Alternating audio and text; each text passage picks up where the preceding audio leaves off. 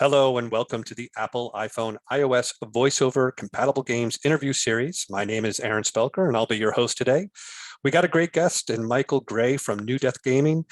He is an accessibility advocate as well as a YouTuber who does accessibility walkthroughs and gameplays. So Michael, welcome to the interview series. Thank you very much, Aaron. Thank you very much for inviting me. Oh, you're most welcome. So, Michael, I got introduced to you about a year ago. I happened to be working on a review for a game called Swordy Quest, and I was out on the internet and, looking for content about that. I also got a great opportunity to interview the developer, Charlie, who created Swordy Quest. And, he kind of pointed me in your direction as one of the key people who kind of made his game exposed to the blind community and popular in the blind community through the YouTube videos that you did. So, what really kind of got you started in, this YouTube page that you're doing and running through these accessibility walkthroughs and gameplays? Well, Aaron, it's a really good question. And Charlie Seligman is a sweetheart. He's a great guy, great developer, great friend to the blind and visually diverse community, visually impaired community.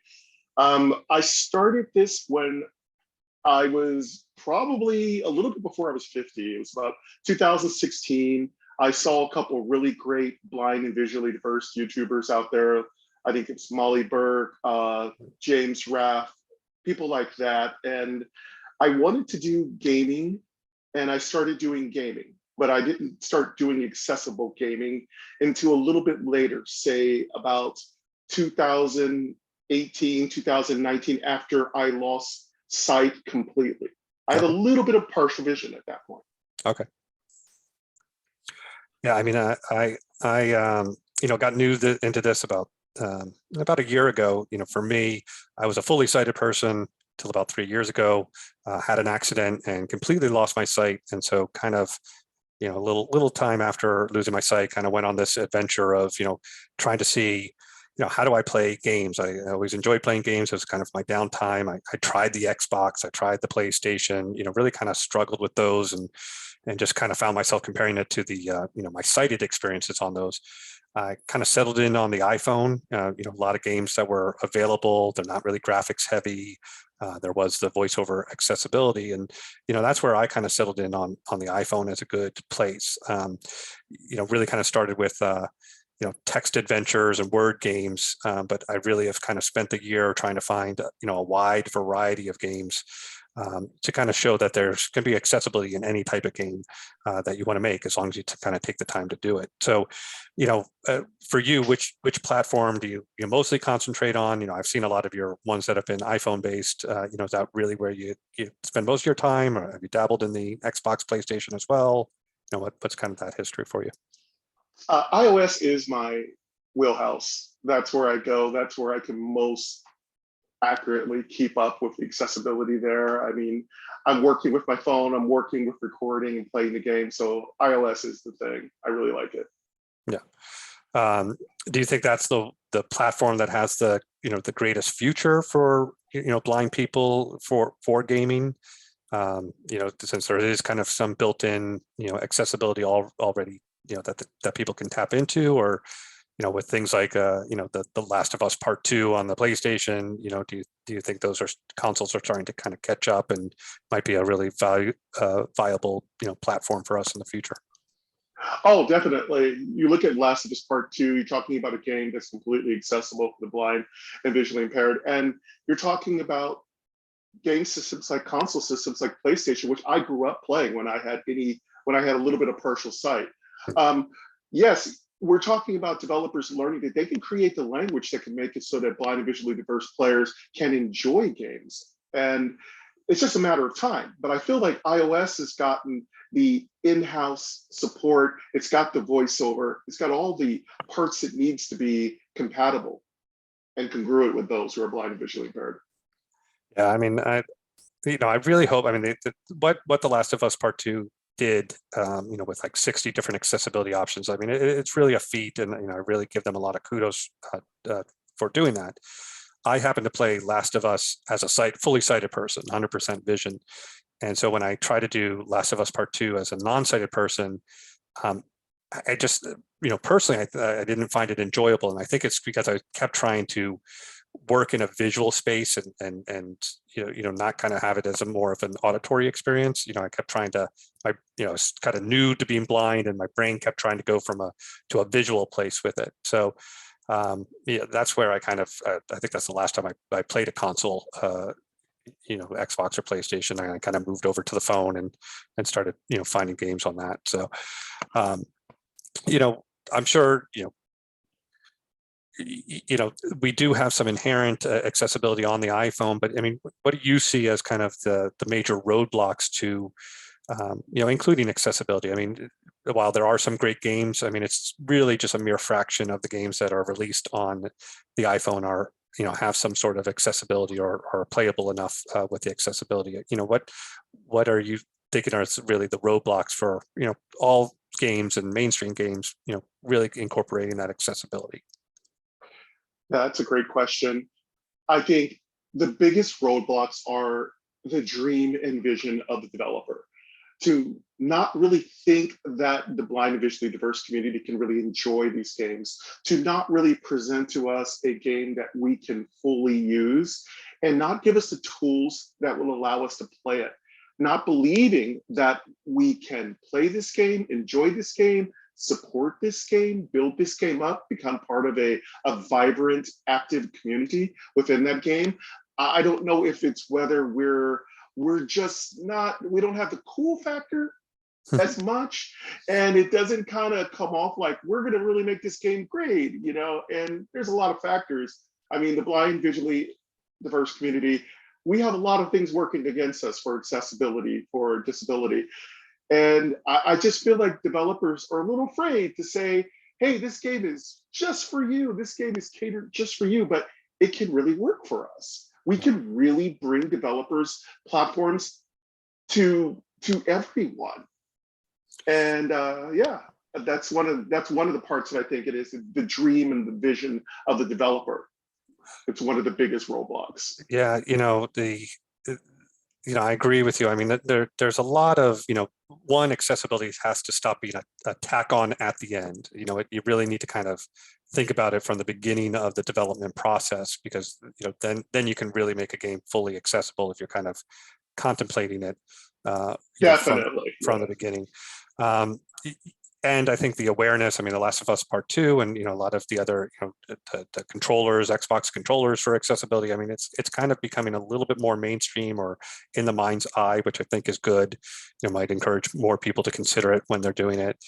And, what my real hope is, I mean, it's really obviously on a real small scale, but, I think Charlie told me that like 80% of his, downloads were from blind and visually impaired individuals. So, he's getting the majority of his activity from the blind community. So there is a passionate group that is out there that wants to play games, wants more than just a random the text adventure.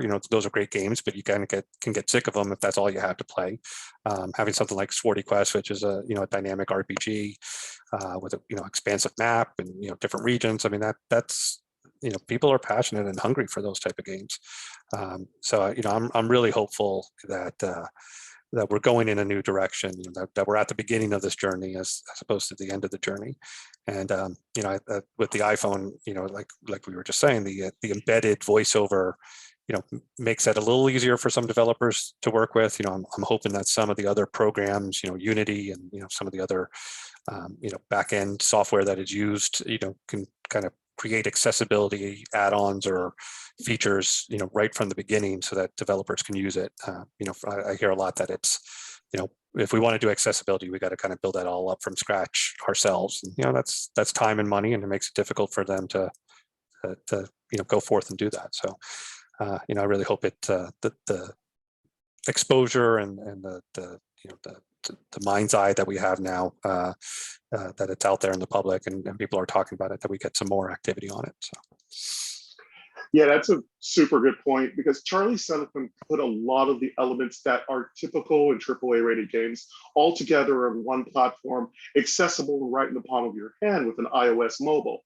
Yeah. So he brought in sound and sound effect and ambience and a dynamic kind of graphical interface that sighted players could both use, and those who were blind and visually diverse could use. And that really made it so that we could all kind of be in the same level playing field. And I think that's one of the primary reasons why Charlie Seligman is so successful in his outreach to those who are visually impaired, because he never said, I can't do this because this is not attractive to my visual players. He just said that that whole visual diversities, which you'll hear me say a lot, you know, I'm not so bad about the visually impaired word, but I'm also like really into that whole inclusion when you talk about visual diversity, that blindness is a spectrum. And if all of us can play, if all of us can be in the same level playing field, that it offers so much more. And we can really work with developers. Like Charlie learned, I've got all these people who want to play games and no one's really reaching out to them. I mean, he's really carried the water for the development community as a solo dev for quite some time. He's very successful. He reaches out to the community. He creates these things on Facebook, these groups, but he's also active. Like, I mean, I don't believe there's any live premiere I've done of Charlie's game, Swordy Quest, that he didn't show up for. Yeah. And he's a very busy person. Yeah, very engaged. Yeah.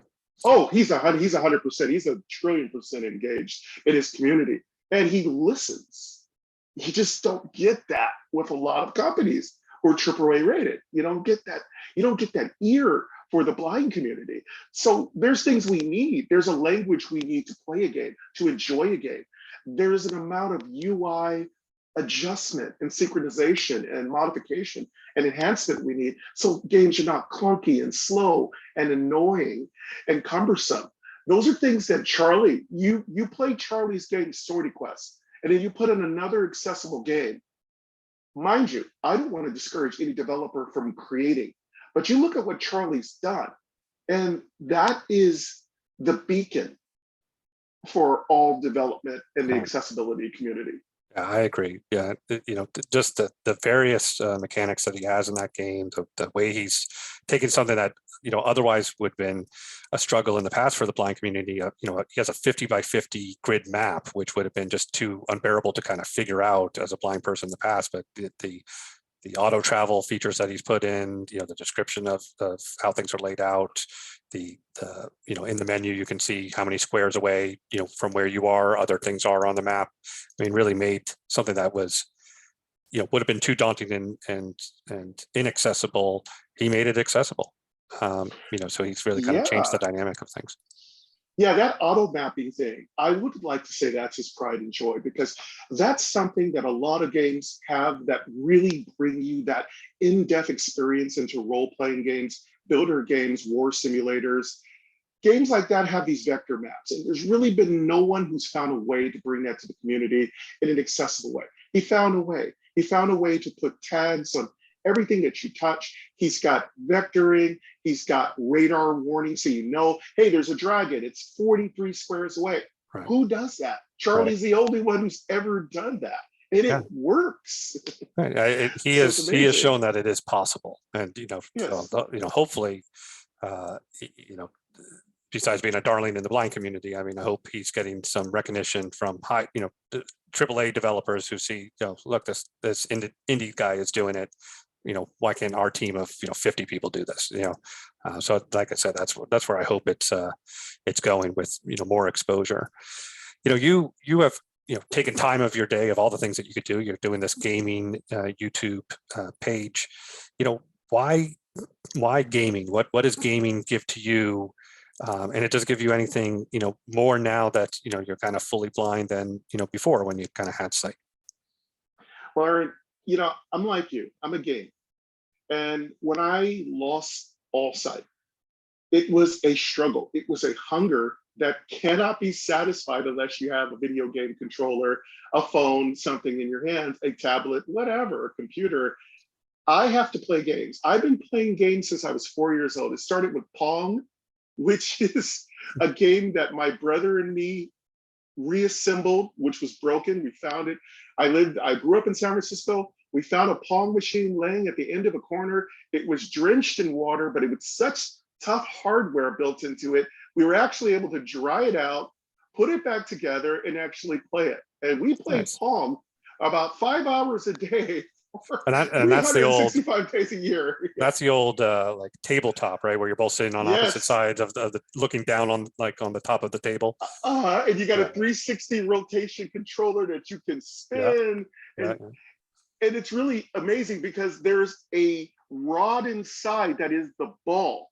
The ball is actually not electronically created. There's a pinpointer type of mechanism. Somebody who's a little bit brighter than me can probably explain this, but it's inside of the controller and it bounces off it gets an electronic signal that it touches your pad and then it bounces over to the other side depending on what kind of English, what kind of spin, what kind of back and forth reverberation that kind of gets created. But it's fascinating because that's what Pong is, an actual physical video game beneath the LED type of screen. Right.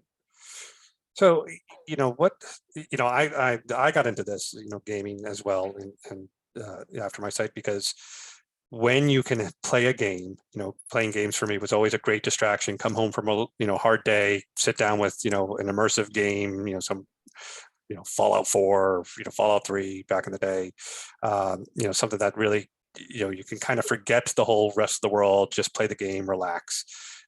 And when I went fully blind and went for a period of time, about a year not playing any games, I didn't have that distraction, and I didn't have a distraction from a pretty traumatic event that happened in my life. Going from fully sighted to blind, I had nothing to distract me from that. So, for me, it became a mission I need to find, how do I do this? How do I play some games that are going to distract me, give me that kind of outlet that I need.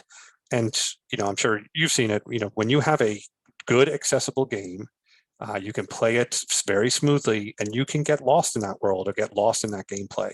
When you have a game that has difficulty with the accessibility, it actually just kind of, brings to the forefront that you have, the struggle that you have to face. And it's almost even more frustrating when you have something that's like partially accessible, because you're just like, oh, I'm so close, but I can't do it. And that can be frustrating. So, I really appreciate, again, developers who have, taken the time and the effort to make, almost flawless, interface with voiceover and making it accessible for a blind community. I mean, it really makes a real difference in the lives of these people. And I'm not sure I'm sure they get it at some level, but I'm not sure they can fully get it, unless they, really have a heart to heart with a blind person, or maybe know some blind person who can really kind of explain it to them, what it really means to have a game to play, that makes you feel, that you can play on the same level as somebody else, that you can have the same experience as anybody else. I mean, it really, is meaningful. And, do you feel the same way? Oh, I 100%. I think you're definitely on point about that whole idea that something to distract yourself. And very much like you, I was the kind of person that I'd come home from school and it was either, well, I think it was a little earlier than Pokemon. I think it was Final Fantasy. It was all about the really deep, long Final Fantasy, Ninja Gaiden, all trademark, of course. All these classic, really hardcore role-playing games, Super Mario World, anything that I could play. And I was really into those, and especially Final Fantasy, which is kind of where I would like to say my fantasy birthplace is, in the worlds of Final Fantasies, with the yellow birds and the men with the huge long swords and the beautiful protagonists and the wonderful, fantastic, powerful creatures and super bosses that just destroyed you. And I use these games to take myself away from the stress. I was remembering what you said about, losing your sight, and my heart goes out to you because that's exactly how I felt when I lost all sight. I was really a little hopeless and a little out of it. And I had that whole feeling of being depressed, that I didn't have anything to really keep myself occupied for a minute. That time when you're just waiting for your food to come for delivery, or you're at a park and you just want to pop out a little accessible game and play it. I didn't have that. Right. It was so frustrating. And an idle brain is, when you're going through that, is not good, because if you're not distracting yourself, then you're focusing in on the on the issue itself. I can't play this game because I'm blind. So then it just it's a self-feeding circle. unfortunately.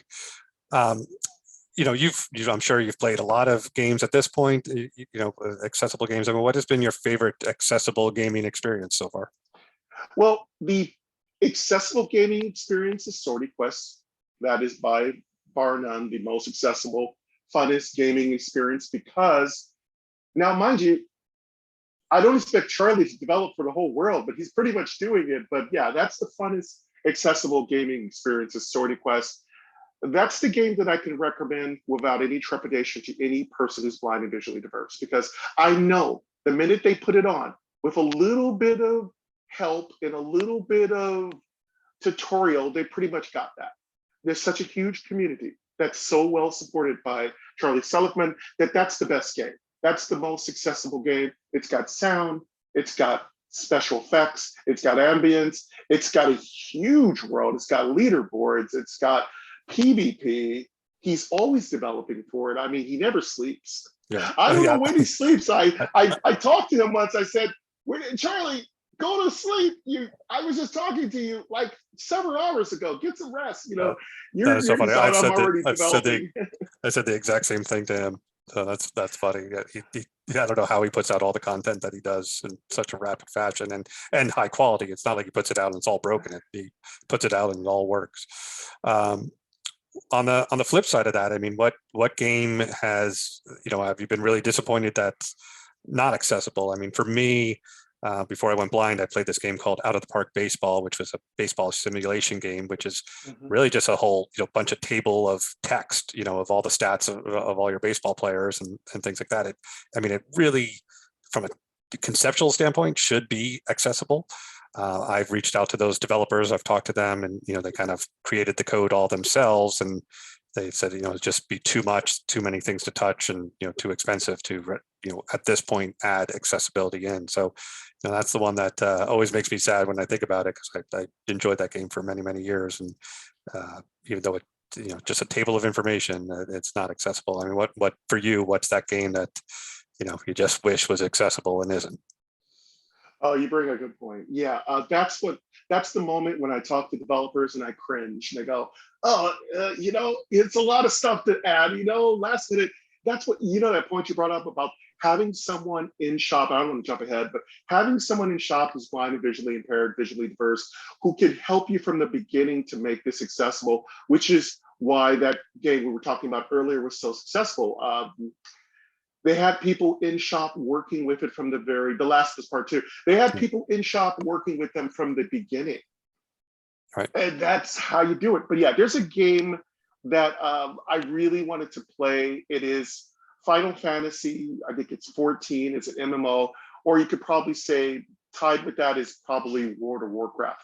Now there is a individual who does play it totally blind with significant mods put in, and he's fantastic. But I feel like that game could have accessibility. I feel like this game has got billions of dollars of support and development behind it. It's got a team of many individuals, and I don't want to force them down a rabbit hole, but I feel like they could accomplish this with their own unique language.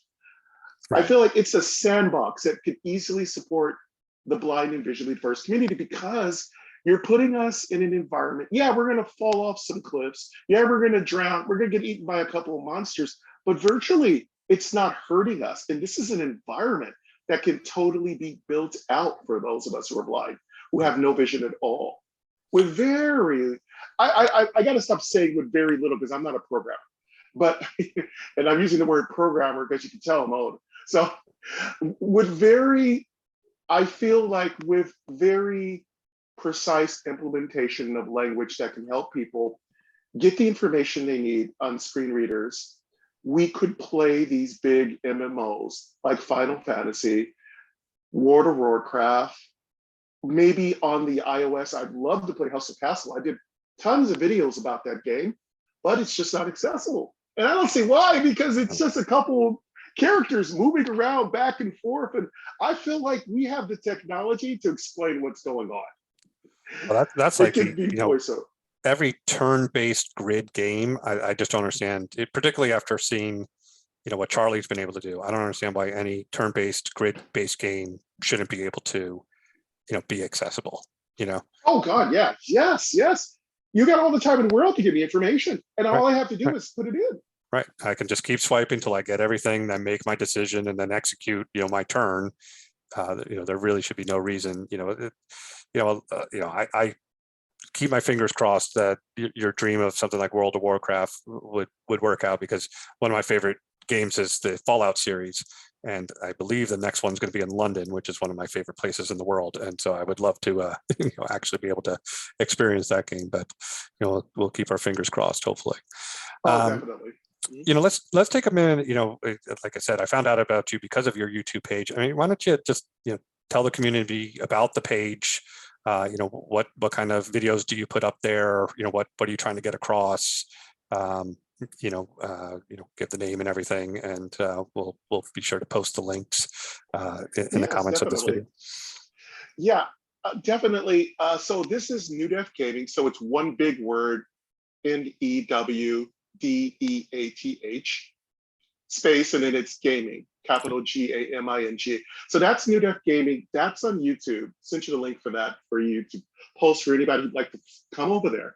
Now I do live gameplays where I play with the community games like Dungeons and such, which is a fantastic game by Ginky Minds. He's a great fellow. Yep. I'm dying to have a conversation with him. We're gonna have a talk because he's a cheeky fellow. He's great. He sneaks in all these great little updates and accessibility improvements and enhancements. He doesn't tell anybody, and then he drops a nice little wonderful information in the iOS App Store. He's just really surprising. I just really like, really charming guy. Very much a single dev kind of thing going on. And he's been putting that together for 10 years, that game. Oh yeah, that's what I heard. Yeah, he's really pushed to get this thing going.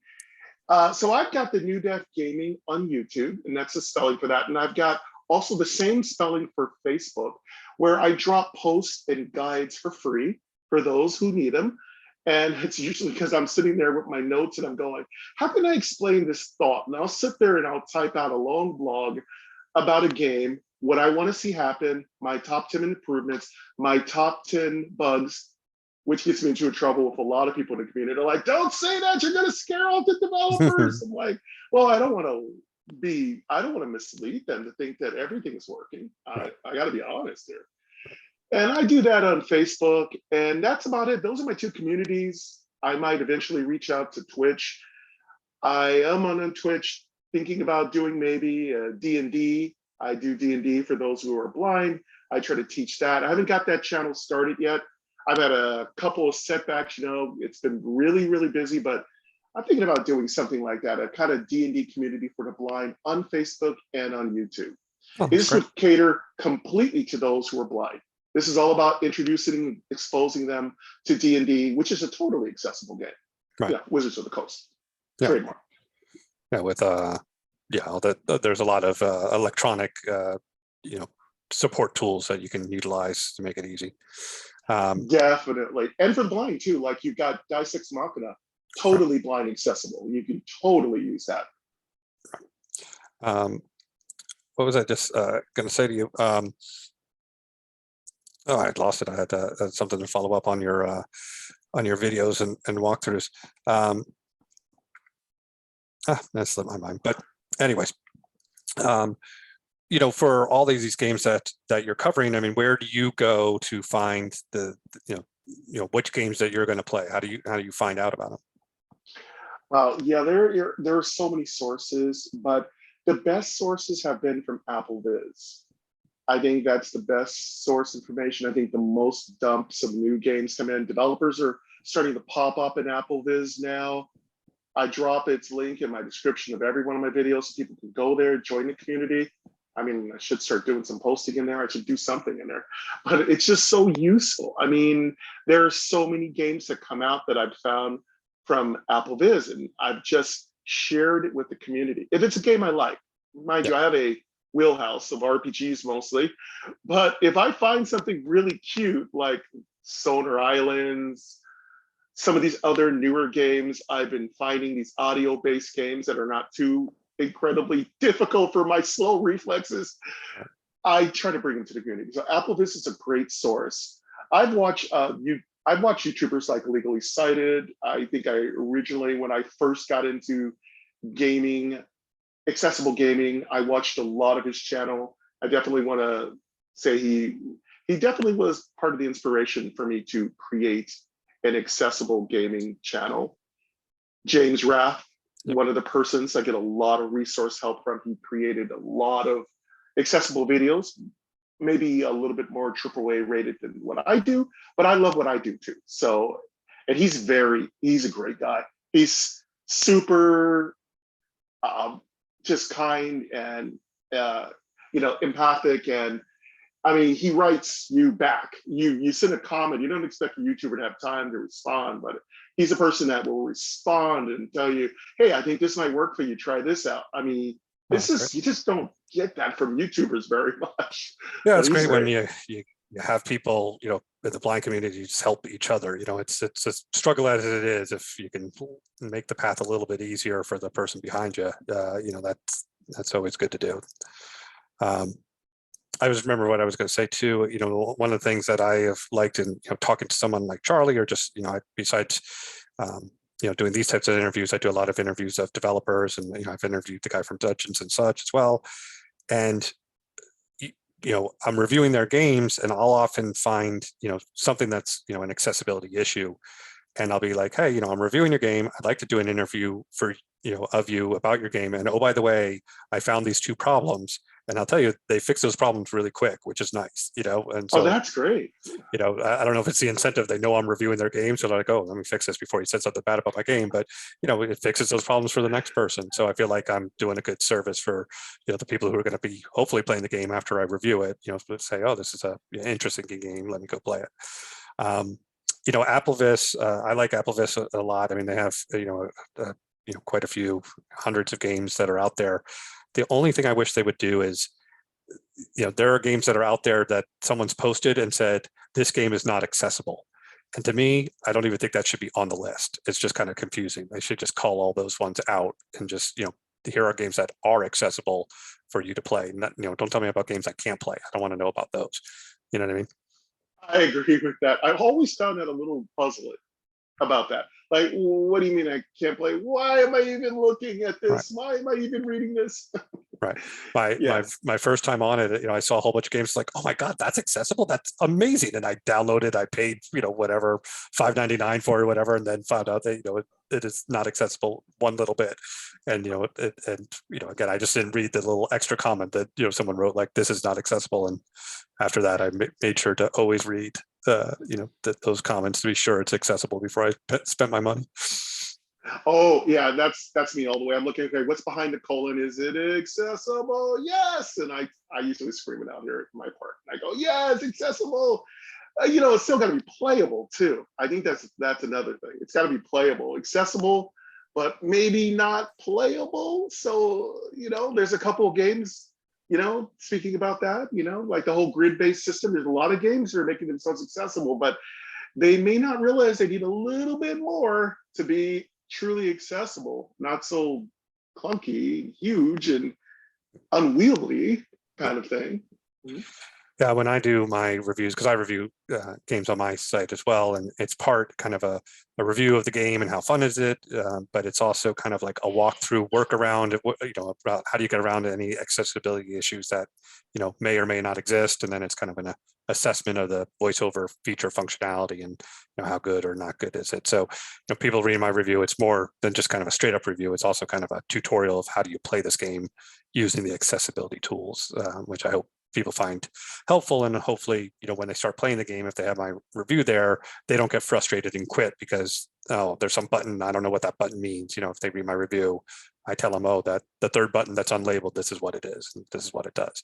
And I do that because I want people to enjoy these games and play them and not get frustrated early and quit, and not get that enjoyment of a game that's basically accessible with a few minor tweaks that if someone gives you a heads up on, hopefully won't frustrate you. That really helps. I think what you do there is a great service to the community, because that's what I kind of try to do with my videos too. Like, hey, this button, don't worry about it. This just unequips everything. Right. So don't touch it. Don't ever touch it.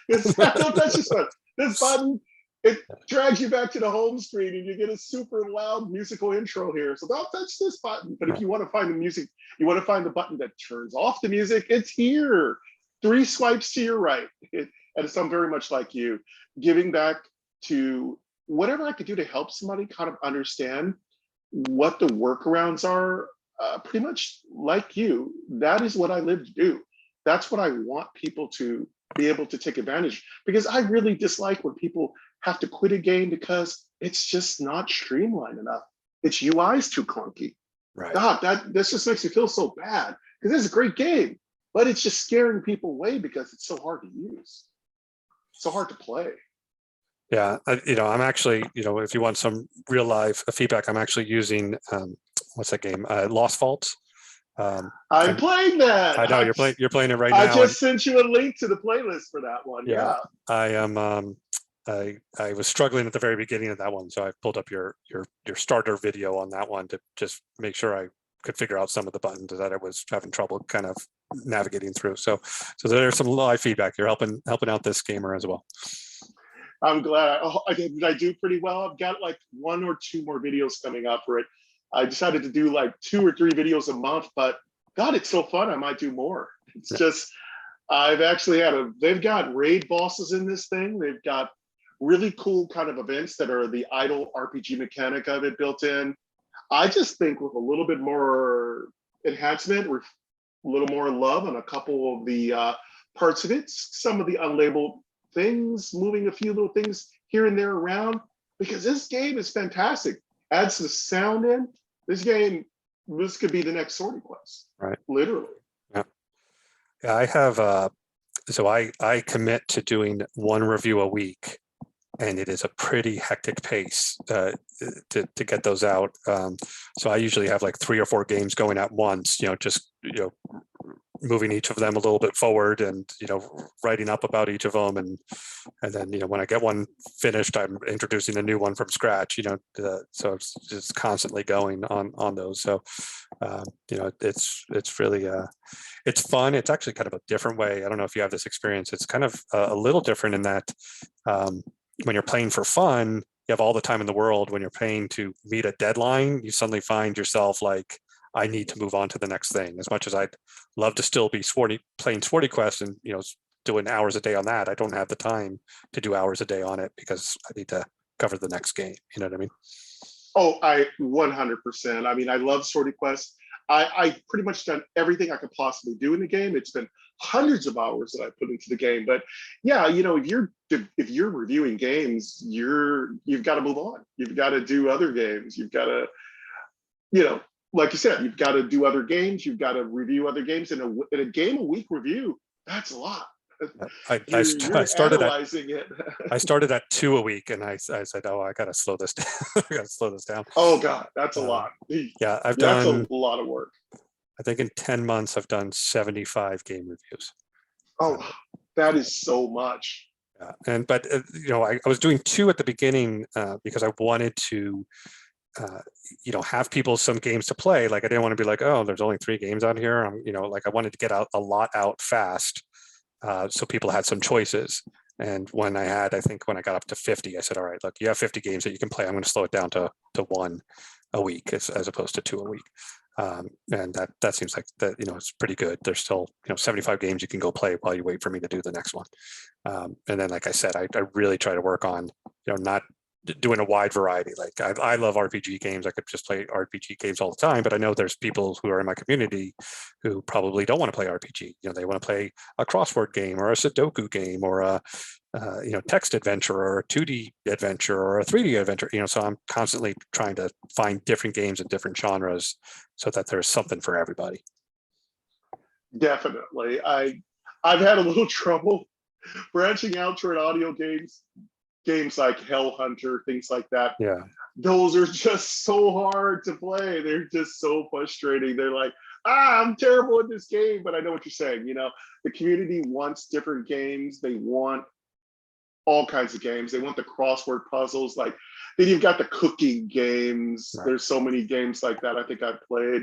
You've got like the Battle Fruit. Oh, I like Battle Fruit. Battle Fruit's cute. And you've got the things. all these different word games and stuff like that.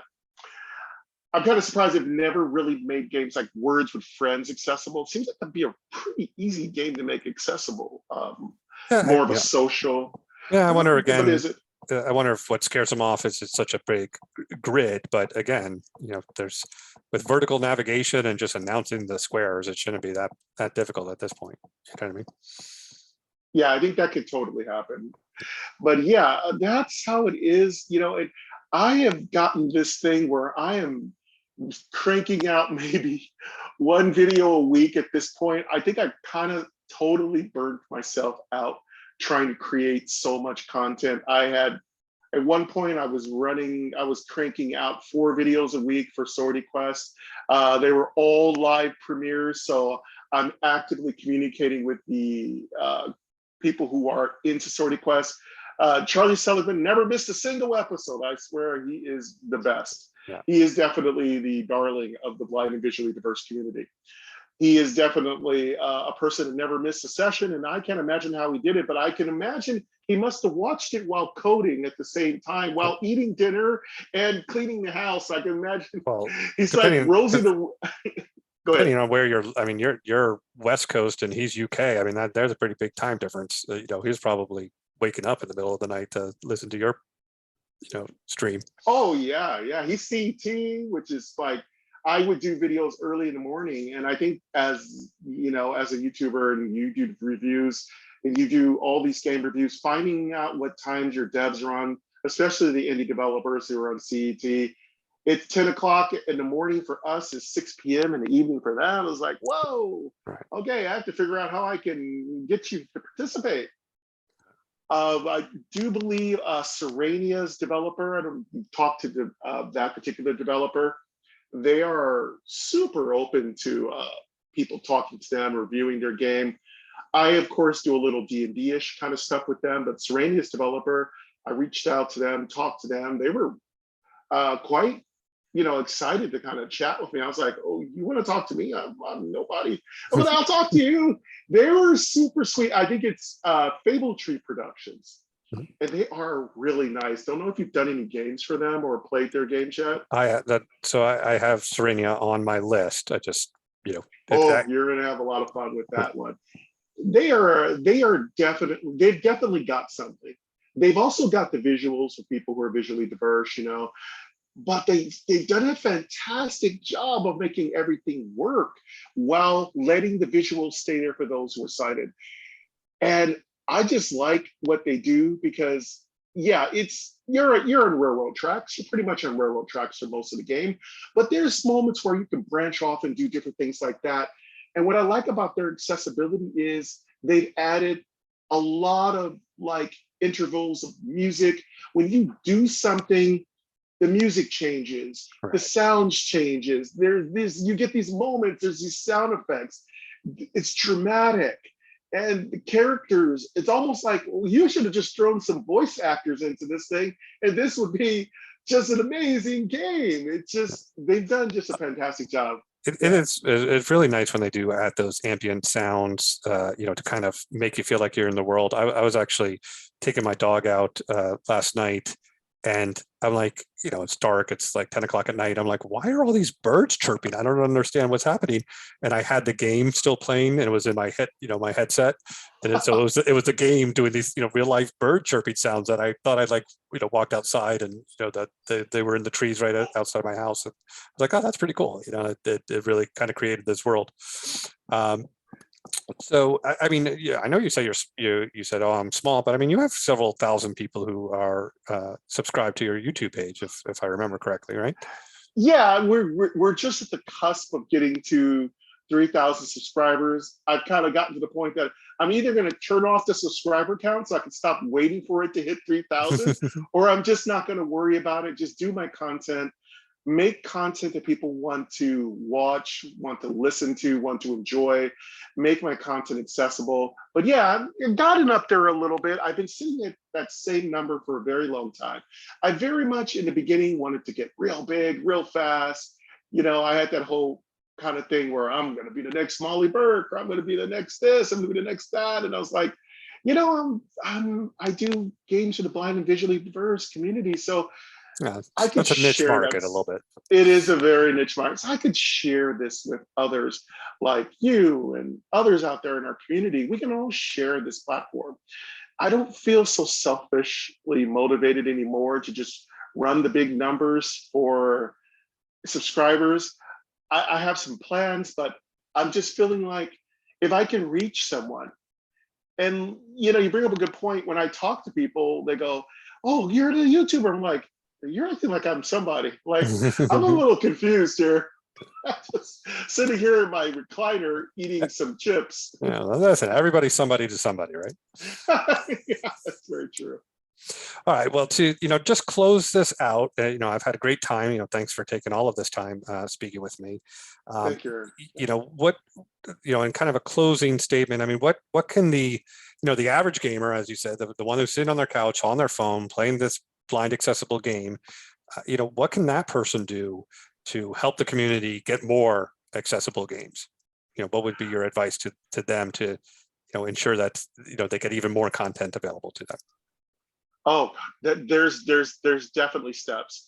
First, you've got to stay subscribed to the people who review these games. You got to stay in touch with things like AppleVis. You've got to stay in touch with people who create games like you and me in these communities so that you're always socially in touch with other people. Also, you got to definitely go to the stores, the app stores where you buy these games. Drop a detailed amount of information to the developer so they know what's missing. They know what you want. They've got to hear your needs so that they know what they can develop next.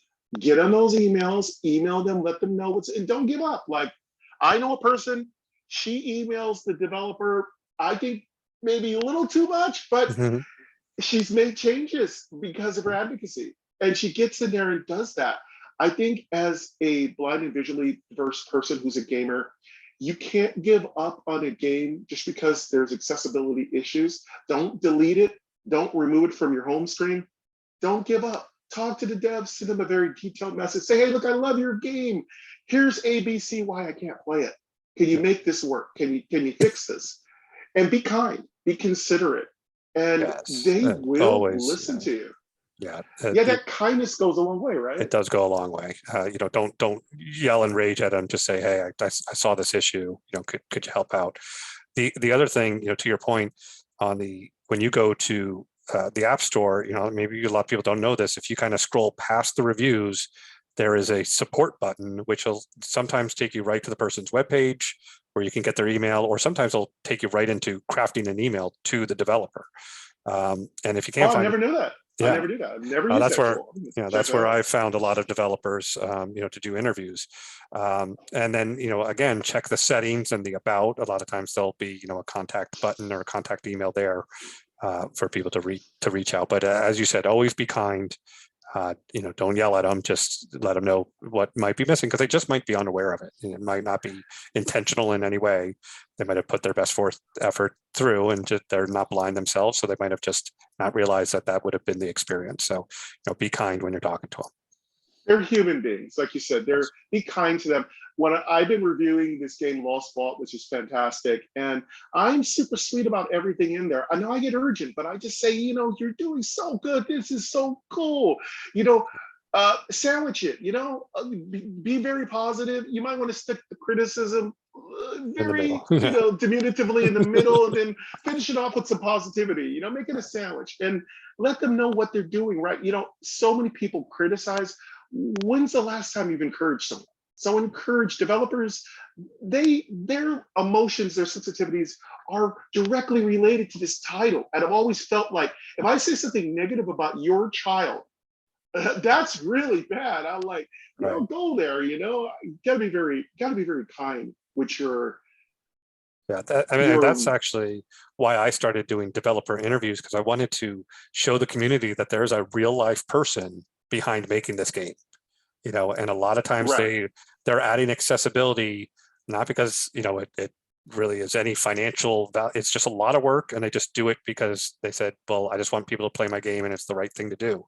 They're not making any money off of that. So that's really the key thing to remember, that there's a real live person behind there and they're just doing the best they can. So, be kind and, support them when you can, whether that be through a review or, buy their game and, give them a couple bucks so that they can keep making accessible games for you. Oh, you buy the game too. That's another thing you brought up. A very good point. Show them love, show them kindness, be respectful, understand this is their baby. Buy the game. I know it's really hard out there in the community to be able to afford these games. A lot of folks, they've got a lot of obstacles. There's a lot of fences to kind of climb over to be able to afford and get these games. But a lot of these developers, like, I think out of his own pocket, Charlie Sullivan might have paid for hundreds of people to get the game. He even made it free. So if you support the developer, you help the developer, you give back to the community, you might find that developer, and don't quote me, but you'll find that developer might make it a lot easier for you to be able to afford that title. You can support games in so many ways: reviews, contacts, playing the game, giving great reviews in the iOS store, clicking on those very accessible rate this app, right? Tip jars. If you got a little extra, Yeah. clean coins in your pocket, you can drop those into the tip jar. There's so many developers who get paid nothing for what they do.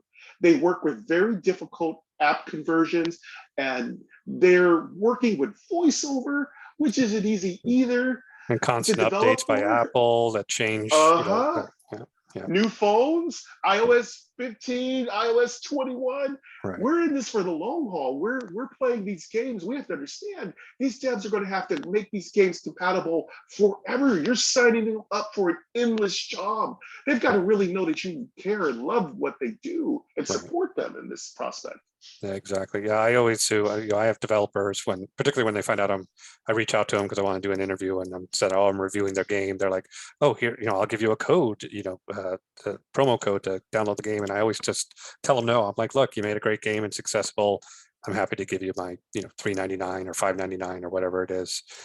Just keep making great games. So that's how I kind of approach it. Exactly. Give back to them, help them out. Devs got to eat. I always say that all the time. Devs got to eat. They got cats, dogs, kids, mortgages, FAFSA payments. Take care of their families.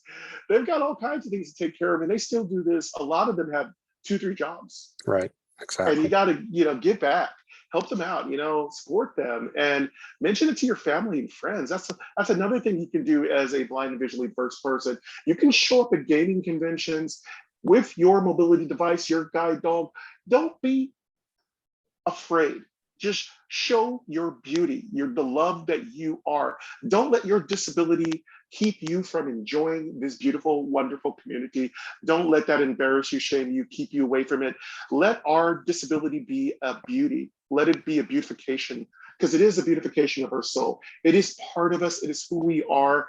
We are going to let them know that we support what they do by showing up. So go to their booths, say, hey, I'm a blind and visually diverse gamer. I love your games. This is what I love.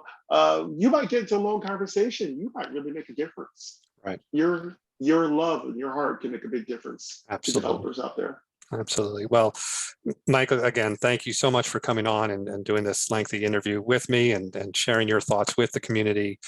We really appreciate it. And, those in the community, please check out NewDeath Gaming on YouTube. See his videos. He has, dozens of games that he's done walkthroughs and gameplays for, so that'll hopefully introduce you to even more games to play. So again, Michael, I hope to have you back one day, and I really appreciate you being here today. Aaron, anytime. I'd love to come back on again. Love to talk to your audience. Love to talk to everyone. Thank you so much for what you do. You are really another guiding light in the community. Oh, well, thank you. I appreciate that. Have a great day.